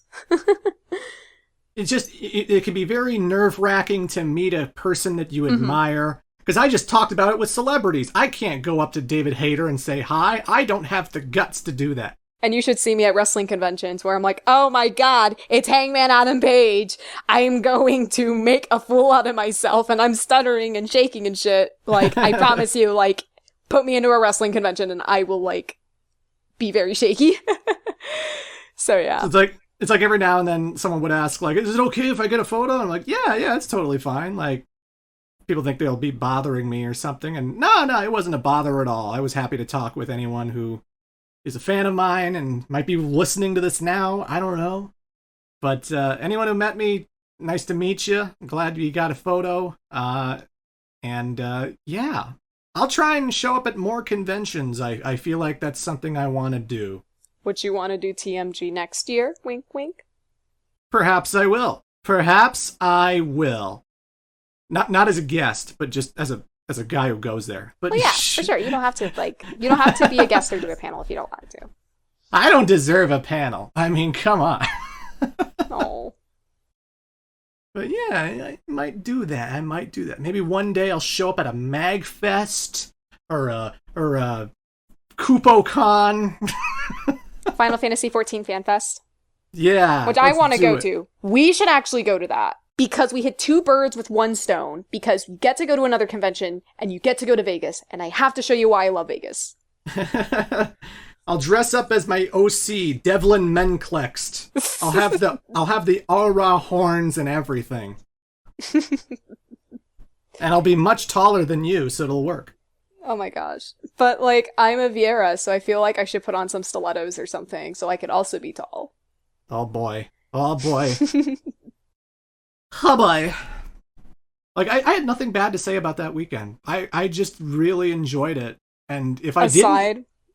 Aside from the great Crush 40 debacle of 2023, oh! Because you were going to skip over that, and I'm going to remind you. I blocked it out of my memory. Thank you so much. That was actually terrible. Not to say that Crush 40 themselves is a terrible band. Of course I love Crush 40. I'm a Sonic fan. But no, what was supposed to be a fun concert that we went to go see Johnny perform at, Johnny Gioeli. Johnny Gioeli? I just say Gioeli. Yeah. It should have been a big space like the TMG panels or something. It should have been a nice, comfortable area. And instead, they decided to play at a bar with very limited room, knowing that so many people were going to see the guy who does Sonic music. Because when I hear the word Sonic and concert, and more specifically when I hear Crush 40 and concert, people are going to show up. That's how it is. Live and learn. Open your heart. What I'm made of. All Hail Shadow. Staples. Bangers of the 2000s. Were you expecting like 10 people to show up? Because, I don't know. It's just, I've never been much of a social concert kind of guy because I've had too many situations living in a small town where the place that the band is performing is a very small area where you get crushed by people constantly. Like, we were at the bar and we were hanging at the back and people just kept flooding in and flooding in. It was like a water drain, just like pouring water in, and there was just nothing we could do. So we kept getting more and more squeezed in and more tight, and we couldn't move anywhere. So we eventually just like shuffled out the side exit and went out there. And I was just glad to get out because, my God, I didn't want to be standing in that fucking cramped ass space where everyone's just like all crushed into each other like that. Would you say the only concerts you've been to, if any, were just at like small bars or just small places like you mentioned? Pretty much. Yeah, concerts. I've been to concerts at like arenas and stadiums before. Like I saw Owl City at a bar like back in 2014. I've seen Muse like 5 to 6 times. And even like those concerts felt less crowded and just felt less squished in than this. And it was just so ridiculous because I was like, I feel very, very squished. There was one point where the most comfortable spot had to be like the stairs. Like we were standing on the staircase and there were people like trying to come in, trying to come out, and it was just so crowded. Like, what does it say about me who like has been to so many concerts, and even with that whole situation, I was just like, no, I can't do this. I literally cannot do this. Literally can't. I was just like, I gotta get the fuck out of here. Yeah. I hate it here. This is awful. And I think and we found out after we left that Johnny Gioeli didn't show up for like another hour. Yeah.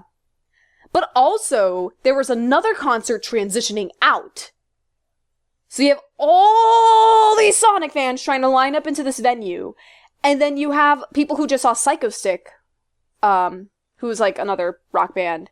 And they were shuffling out when other Sonic fans are trying to get into the venue. And it was funny because when we were shuffled into the convention, I'm sorry, when we were shuffling into the venue at first, I look over to my left, I'm like, hey, that's James Rolfe. Oh, hey, AVGN. Oh, God, I'm being crushed. Yeah.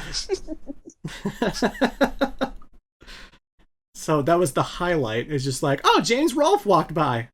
But otherwise, that was a dumpster fire.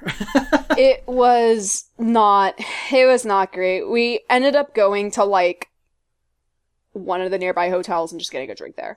Because after that, I needed a fucking drink. I'm like, no. I gotta drink something. Indubitably. Yeah, I blocked that out of my memory because that's like an event I feel like didn't happen. Because we were only there for like 20, 30 minutes, I blocked it out as like, no. Really? We didn't do that. We went to the hotel and hung out with friends. That never happened. It didn't feel like 20 to 30 minutes. It felt like an hour. Oh. It might as well have been 20 to 30 minutes and it felt like an hour, because if it was, then that was probably the slowest half hour of my life. But, like, I'm not about to, like, risk squishing myself, especially since I'm 5'2", and I can get easily lost. No, it didn't feel like an hour to me because I remember distinctly, like, we're walking into the building and I'm already wanting to leave. And then we stand at the bar and I want to leave. And then before I knew it, we were leaving. And I was just like, oh, thank God. So I don't know. I feel like it would have felt like an hour if we were there for an hour. Yeah. Like, just the fact that they said that, like, oh, Johnny didn't show up until like an hour later. That was the thing that took me aback. Like, oh my God, we could have been standing in that bullshit for another hour. Oh, thank God we left. Thank God. Mm-hmm. Oh. But I'm sure the audio and the performance itself was fantastic. Oh, surely. Do not do that again next year. Put the concerts back in the convention center. And let us go in the panel rooms, god damn it. But yeah, that was too many games. It was a fun time, I just want to, like, shout out friends that, like, that we got to saw, because, like, I love y'all, and y'all are the best, and I just loved spending time with y'all, and it was great. It was awesome. Yeah. Gotta do it again soon. Convention-wise, honestly, I do plan on going to MagFest in January, because we're starting to kind of get a group together. And MagFest is great. I love MagFest, so I'm really happy that, like, that's on the cards next year. So, like, if you have the money and the means to, like, go to MagFest, or you can easily get to the DC area, highly recommended. Such a great con. It's so different from other cons that I've been to. And, yeah. That intrigues me. We'll talk off the mic. I'll see what I feel about that location. Yes. But, yeah, it's a good trip. Philly in general was nice. Mm-hmm. I'm trying to think of anything we did besides too many games that was noteworthy, but we ate a Sonic ice cream. We saw we saw the SGB reveal before it happened. Oh yeah, we were there in Johnny's house while it was being performed. You can kind of hear me laugh in the background sometimes. We got dinner and a show. 10 out of 10. Hell yeah. It's a good trip.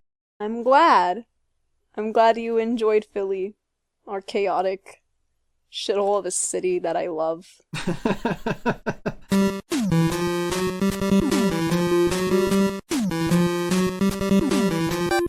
It's question time. Hello, everybody. Thanks to our lovely patrons, we have a whole bunch of new questions to answer. And that's how we're going to end the day. So, starting first, Digital Mars. Hey guys, glad to see another episode of C Squared. I have 2 questions to ask if you don't mind. Question number 1, Clement, I know you don't care for the Mega Man Battle Network series, but do you think you'll ever give the series another shot now that the Battle Network Legacy Collection is out?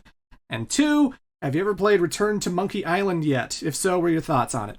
I have not played Return to Monkey Island yet. I'm very much a newbie when it comes to that series. I think I played like the first 2, or at least one on Xbox 360, which was a remake or a special edition or something. I don't know. I got to play more of that series. But in regards to the first question, I've given Battle Network so many opportunities, and it's never won me over. I'm glad the collection's out, and I know that it's probably got lots of quality of life things that make it even better. But I already have all of the games. If I wanted to play Battle Network right now, I can. I don't even need to buy the collection because I do have all the Battle Network games. But it just wasn't for me. It's not for me. I usually like RPGs and I usually like Mega Man. It's just not my cup of tea. I know lots of people love it. It's not for me. So thank you for the question. Devin Hoffarth asks, what's your favorite Disney movie? Or heck, just your favorite animated movie in general, if you prefer. Ooh, good question. I would have to say my favorite Disney movie, and I will count it because technically it is under the Disney banner, even though it was distributed by a different studio, is Who Framed Roger Rabbit. I love that movie. It's my favorite. I would actually say it's my favorite movie ever. It's so good. I love the tributes to classic cartoons, and it's just such a good movie. If you haven't seen it, go watch it. I won't say anything more. Just go watch the movie. It's on Disney Plus. I wasn't going to say that, but now that you've pointed out that that was a Touchstone Pictures movie, shit, maybe I should say Roger Rabbit, because that is still like one of the GOATs. I love that fucking movie. Mm-hmm. I was originally going to say, you didn't specify favorite animated Disney movie. I was going to say Tron. Yeah. But if you are specifying animated Disney movie, I guess I would say Aladdin. That's a very good one. And I guess since we're talking, yeah, because it's like, is Roger Rabbit a hybrid? Does that count as an animated movie, even though there's live action all over that thing? I think it does, but regardless, I love Roger Rabbit more than Tron or Aladdin. So I would probably choose Roger Rabbit if that fits. But if it doesn't fit, Tron. And if that doesn't fit, Aladdin. That's my picks. I guess another fully animated movie that I like a lot is Beauty and the Beast. I love that movie. Yeah. It's such a classic. And then I also want to give a special shout out to it's more recent, but Turning Red. That movie spoke to my soul. Like, yeah. I love the character. I related to her so much. I was literally that way in middle school, and I just love the way that they handled like topics of like femininity, mother-daughter relationships, puberty. That movie hit a little bit too hard for me. It's good stuff. It's good stuff. Thank you for the question. Robert Boy Genius asks, who is best Persona girl and why is it Nanako? Well, Nanako is a lovely girl, but she's not the best Persona girl. And I don't know how we're rating or thinking about Persona girls in terms of like best character or dateable, but if dateable, it's sure as hell not Nanako. I would like, as someone who has worked in the field of education before, I would like having Nanako as like a student, or maybe babysitting them. Yeah, she's an adorable child. She's the best. But I've said this answer a million times, and it's Chie. It's always Chie. Chie is best girl. What's your retort? She is a best girl. But she's not Fuka, okay? Oh, she ain't Fuka. Fuka's pretty good. Do you celebrate Fuka Friday? Because I celebrate Fuka Friday. Fuka Friday. She is my best P3 girl, so I'll agree with that. Perfect. Thank you for the question. Thank you. Gilly Elfson asks, how do you feel about sports games or even sports in general? Not usually for me.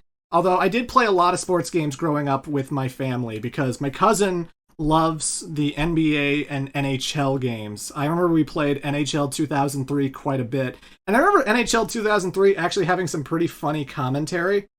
To the point that like if I'm ever going to own a retro hockey game or retro sports game, I'll buy an NHL 2003. I'm sure it's like $1 on eBay. Because that game had some pretty funny commentary and some fantastic fighting. You can beat up the other players if you check them hard enough. It sort of depends, right? Because it's like I like certain racing games. I guess that would count as a sport. Yeah, that counts. But it's mostly like platformy kart racers, I suppose. No, Mario Kart is a sport. I believe it. Are you racing in it? Does it require focus? Does it require exercise? Then it's a sport. I can't argue with that. I can't argue with that. But yeah, I enjoy them. I can play them with friends, but they're not like my go-to, gotta get out of the way kind of genre to play. Like, I'm not as gung-ho gaga over like the Mario Strikers series as other people are, even though, you know, it's colorful and it's got a lot of attitude, but it's just like, it's still soccer. I'm not a big sports guy, you know. I couldn't tell you who the new current teams are. I could tell you who the teams are from like the 90s and 2000s, because that's when I focused on that stuff. I remember when the Avalanche didn't used to be the Avalanche, all right? They used to be something else, and now they're the Avalanche. But, yeah, what about you, Carol? So, I'm not super statty, because I know, like, sports people can be like, oh, throw this stat, throw this stat, throw this stat, and I won't go out of my way to watch every single game, but I grew up around sports, so I've kind of gained this very, I don't know, tangent-adjacent appreciation for them. Like, you won't catch me, like, in the TV every night watching baseball, but, like, if it's on, and if it's, like, an event, I'll watch it. So, my family had ESPN on all the time growing up, so I kind of just absorbed knowledge from there. Name a sport, I probably have a favorite team for each sport. I'm Baseball. from Atlanta. Baseball, Atlanta Braves. All right. Because I'm from Atlanta. So, like, I grew up around a lot of Atlanta sports. It's funny because when I moved to Philly, like, the more I've lived in Philly, the more I've become a fan of the Philadelphia Eagles. So I would say the Eagles are my team. Because the Falcons are just very, we're not gonna talk about the Falcons right now. Oh boy. Go away. Bye. Stop blowing leads at the last moment. We're pissing off every sports fan that's listening to this podcast. But, yeah, I just kind of, like, appreciate them. My family and I would go to games. Actually, I do plan on visiting family in the next few weeks, and I was actually looking at tickets for the Atlanta Falcons next time they play in town, so that'll probably be fun if we go to that game. But yeah, I would say that I enjoy them. Like, if it's a Super Bowl, World Series, I'll probably put it on the TV. I actually watched the Stanley Cup. It was so fascinating because when I went to Double or Nothing, that was the same weekend as, I think it was the semifinals of the Stanley Cup. Yeah. And the Golden Knights, which is, Vegas's hockey team, was playing in that. So we got to see the traffic and all the people just reacting to, like, the game. And I thought that was really, really cool. And I was like, oh gosh, I hope, like, we get out of Vegas before it gets wild. And they ended up winning the Stanley Cup. So I thought that was pretty cool. Nice. Yeah. It also just occurred to me that, like, I do like boxing games, actually. Mm-hmm. Because there was this GameCube game I played religiously a lot when I was younger, and I still kind of go back to it every now and then, which is the Rocky game. Yeah. You get to go through this campaign mode as Rocky, and you go through all the movies, at least all the movies at the time. So it was 1, 2, 3, 4, and 5. Rocky Balboa wasn't out yet. Mm-hmm. And then you get to beat up Ivan Drago. And the final boss fight is you taking on Tommy Gunn in the fucking alleyway. It's great. But I also enjoyed Fight Night Round 3 for the Xbox 360, because I remember, like, I rented that from the video store, and I was so much in love with the slow-mo punch knockout kind of stuff. Like, you would have a moment where you would deliver the fucking final blow, and it would go in, zoom in, and you'd see the face ripple, and blah, blah. And I remember thinking, like, for 2005 on the Xbox 360, that was incredible. So I remember playing that a lot. So yeah, I like boxing games. I usually have fun with the Fight Night series. I like the Rocky games, Rocky 1 and Rocky Legends for the PS2. I love those games to death. So yeah. In Rocky Legends, you get to play as any of the villains and actually beat Rocky. It's awesome. So I can play as Drago and beat up Rocky? Yes! Sweet, I'm in.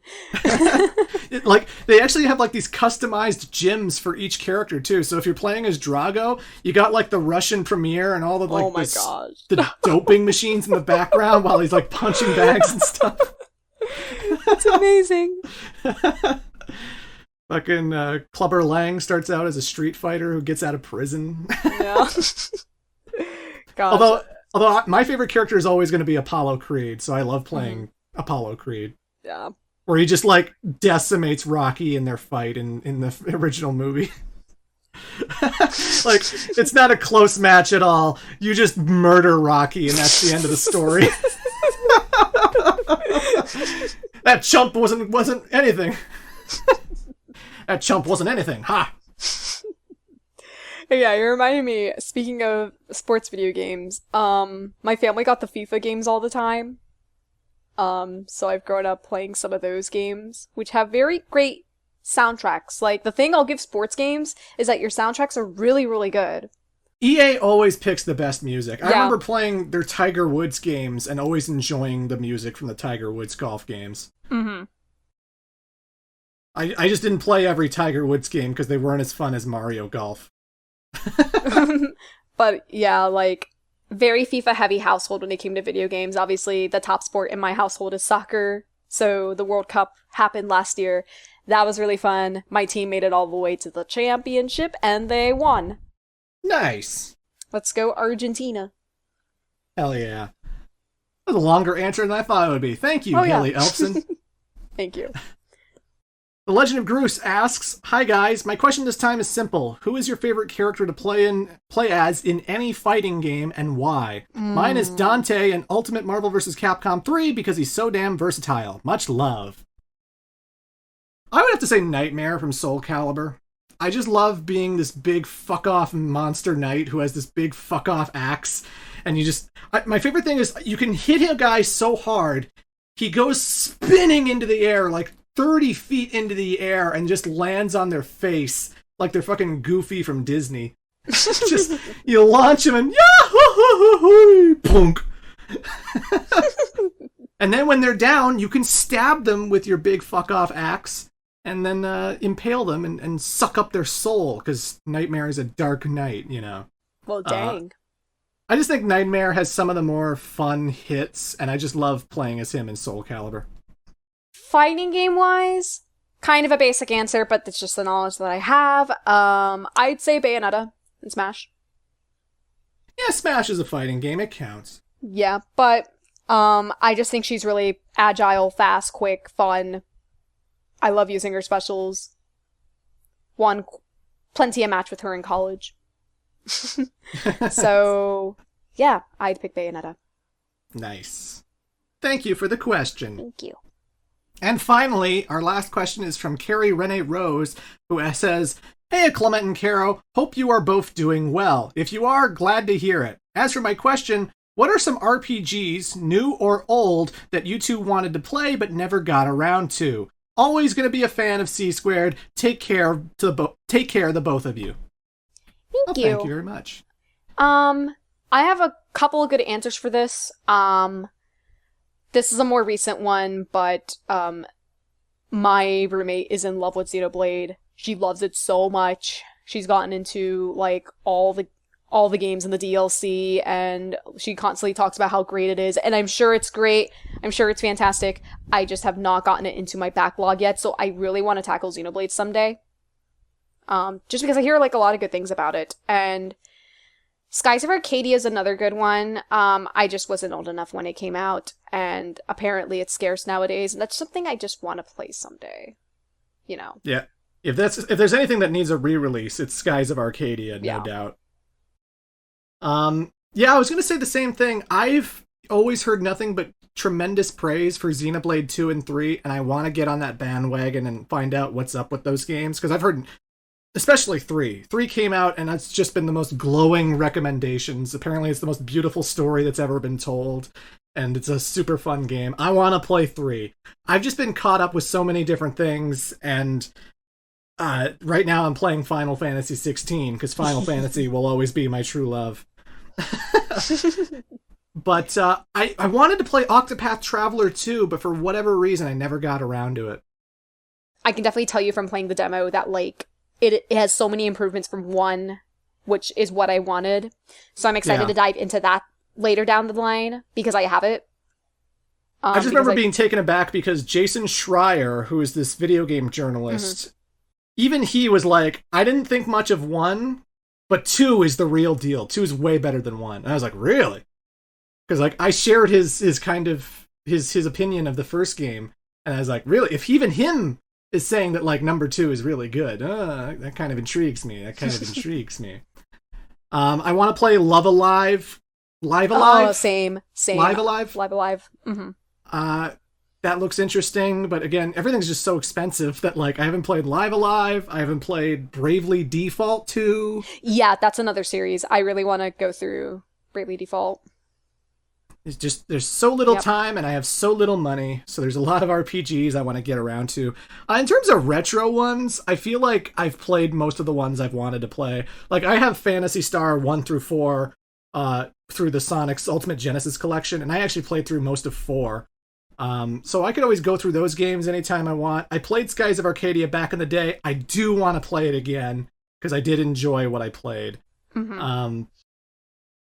And yeah, there's a lot of Dragon Quest I could catch up on, but most of the stuff, I think I'm good. I think I've played everything I've wanted to play so far. It's just a lot of newer stuff, really.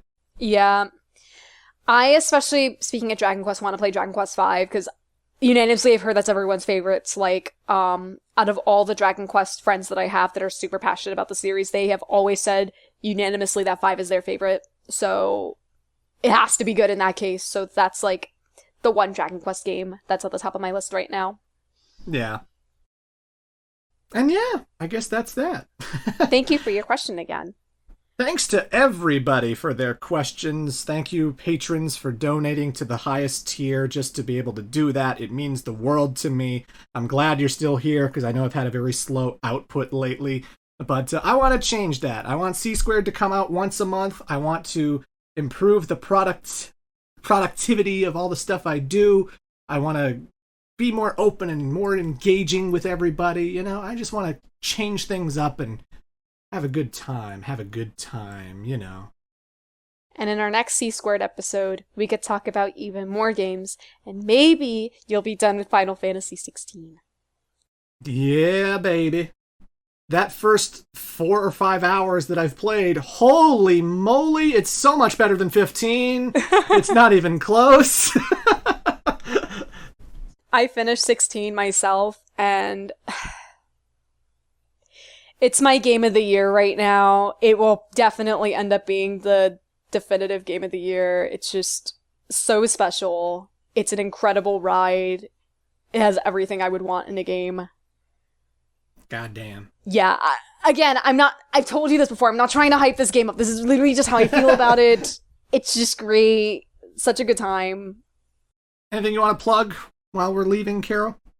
Nothing really aside from my Twitter. I'm sorry, my X account. Oh, I heard about that! That's apparently what it's called now, and it's ridiculous. So I'm gonna still call it Twitter. At Caro Tarot, Caro, 2 underscores, and then Tarot. So you'll find updates on what I'm doing, what games I'm playing, any trips I go on. X account. It's so ridiculous. I shut down my X account. So I don't use social media anymore, but, Anyone who donates to my Patreon, whether it's the lowest tier, can message me whenever they want, and I'll happily get back to you since you're paying me money. And, yeah. Right now I'm cooking up a new video. It is not the Final Fantasy video, but the next one after it will be Final Fantasy. This one I'm making right now should be like a 20 to 30 minute experience. It's just going to be me running down a few things, and yeah, I'm looking forward to it. I had to record a game for it not too long ago that was frustrating as fuck, but but it was worth it because I got the footage I needed. Absolutely. But yeah, folks, we're going to try and pump out more C Squared more often, because I know it feels like there's too many big gaps in between. We have so many things we still want to talk about. We got to get to Yakuza. We got to talk about Final Fantasy 16. We're going to have things to say every time. I'll find something to say. And yeah, just want to give you guys the entertainment you crave, Yeah. I know we get busy, but we appreciate you listening regardless. I know my life's been kind of hectic. Not in like a bad way, just, when you get older and as an adult, you have more responsibilities and stuff to take care of. That's just what happens. Yeah. But we're figuring things out. Yep. The situations are adapting. Yes, sirree, Bob.